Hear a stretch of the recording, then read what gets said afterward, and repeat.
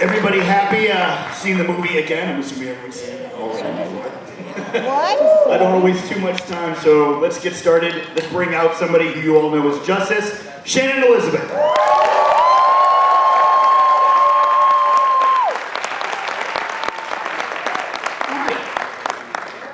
Hi. Thank you guys for coming. What do you think of the film? Is it?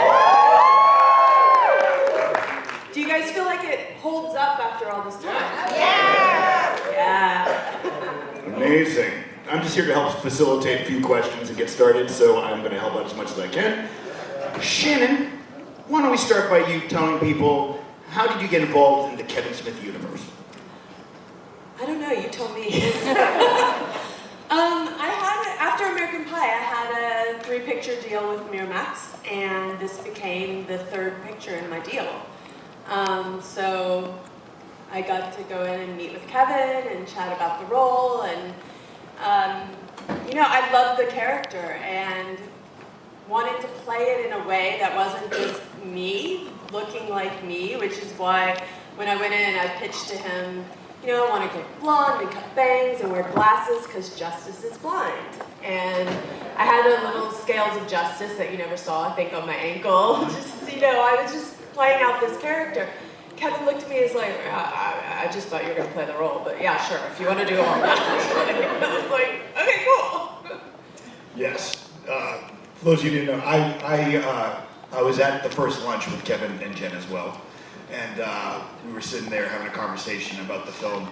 And I'm a very big fan of Kevin already. And so we sat there and we started talking, and I knew everything about the films from Clerks on, everything else, all this other project. And I just wanted to talk about everything, how it got into Sundance, what he did. And it was a crazy lunch. And I just remember him looking at me and being like, did you think about being in the movie? And I was like, no, but I'd love to. And that was a great opportunity to talk to him about that too. But he was great for everything about that. Well, and with me, I remember him asking me at some point, have you seen my films? Have you seen my work? I was like, well, I've seen Chasing Amy. And he's like, that's all you've seen. I'm like, yeah.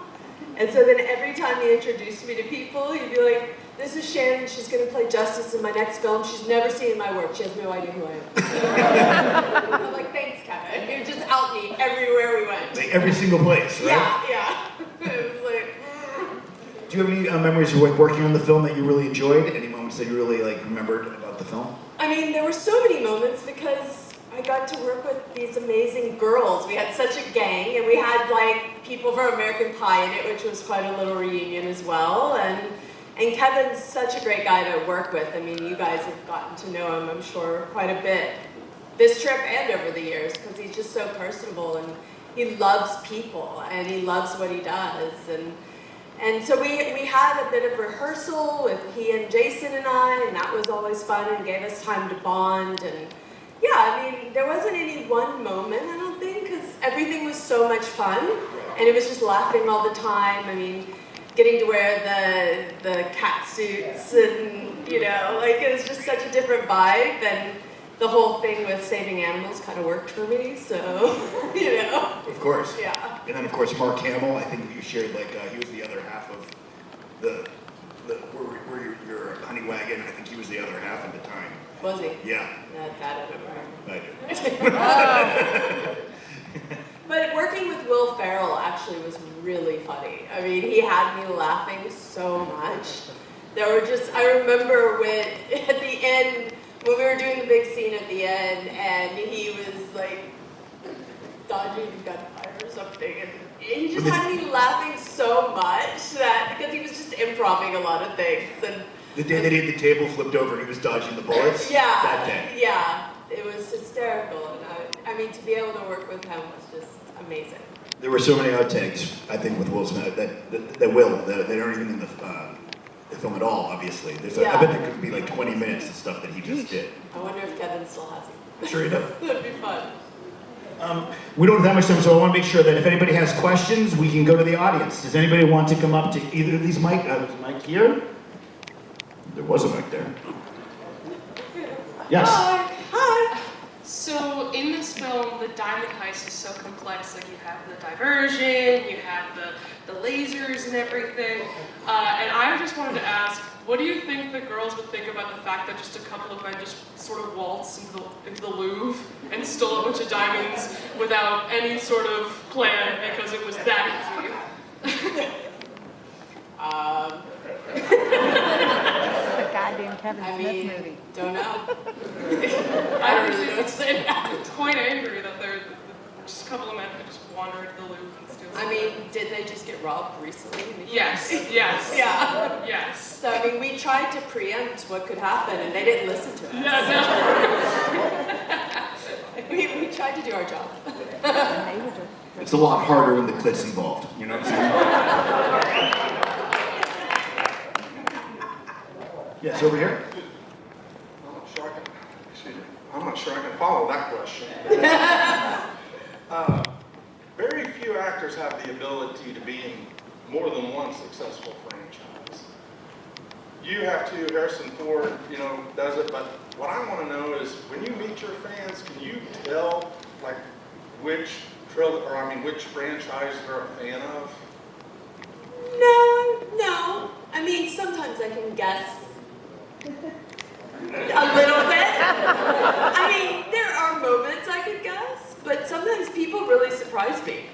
And they'll bring up movies, maybe not a franchise, but like a movie that I thought nobody remembered or nobody saw. I mean, so yeah, I mean, there are times where I could be like, where somebody might say, what do I know you from? And they're really struggling and they know it's a film, but they can't, and I'll name it and they'll be like, that's it. So I always play the game, like, what would you know me from?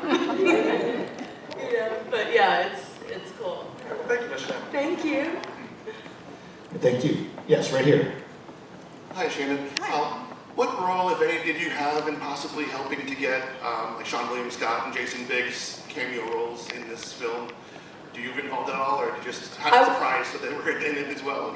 Well, I was their acting coach. See, nobody knows that. So. Yeah, I think I saw them on set. I was like, hey, dude. No, I had no idea. I had no role in it. Yeah. That was all Kevin. Yeah. Yes. Hi, so when I was in high school, the radio station I listened to a lot did farting movie trivia every Friday, where they'd play a fart from a movie, and if you could guess it, you could get concert tickets. And the scene when y'all broke into the museum and she farts after the lasers, that got me to go and see Danzig. And that was kick-ass.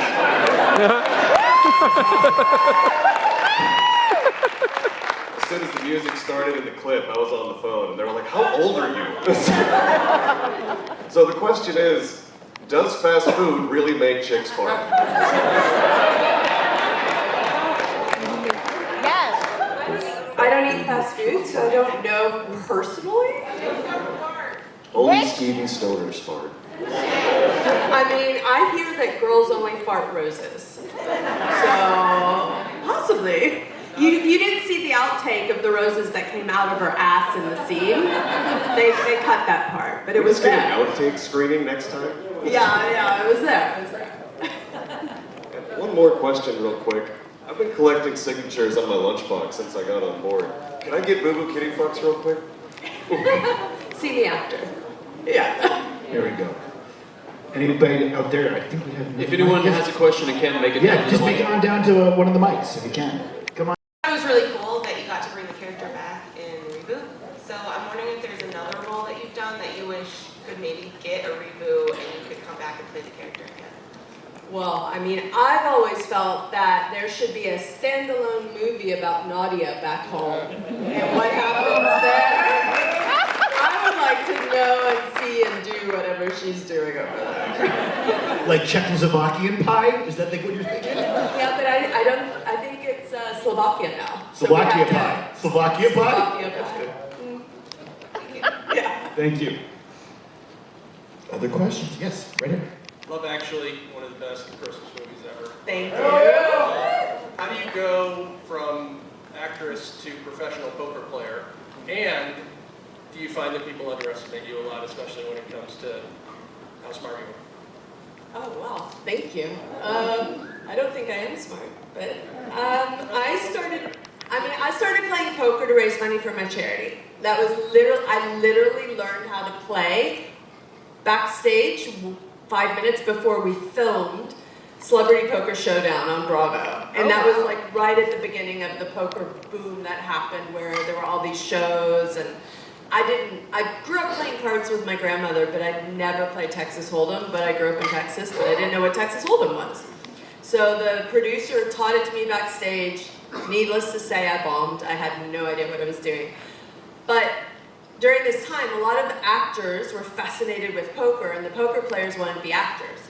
So there was a lot of this like crossover of the poker players teaching us. And I remember this moment where a couple actors said, look, we're bringing a poker pro to your house and we're all gonna like get a lesson. Like, all right, cool. So I heard bringing a poker pro.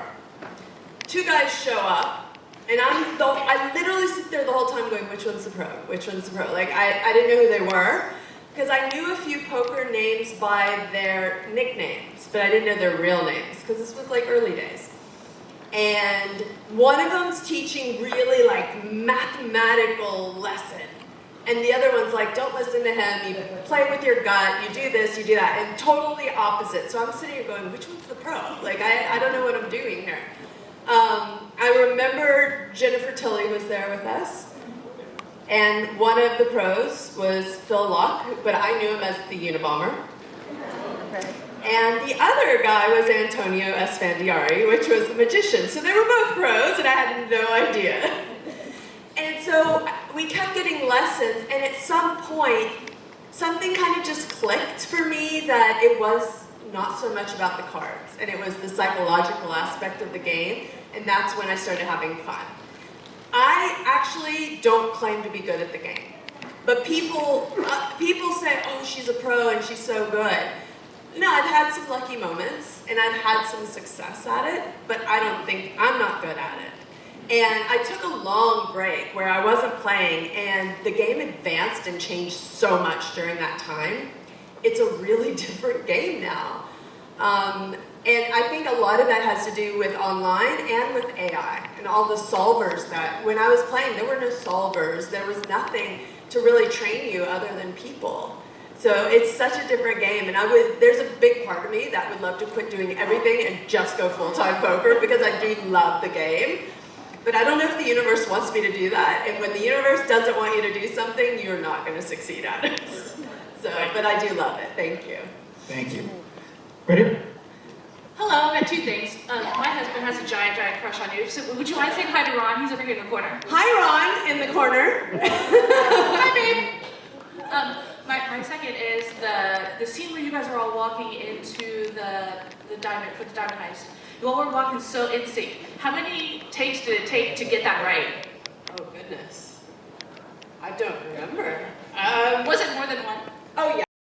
Just really a comment more than anything else. Thank you for clarifying your career and what you've done. Because when I first saw you, I thought, what the hell is Alan Colbert doing here? I normally ask people, I'm like, do you watch a lot of gay porn? Because that's where I get it. It's not true. You look like Alan Colbert. Yeah. Happy Gilmore. Thank you very much. Thank you. I like that. Oh, thank you. Thank you.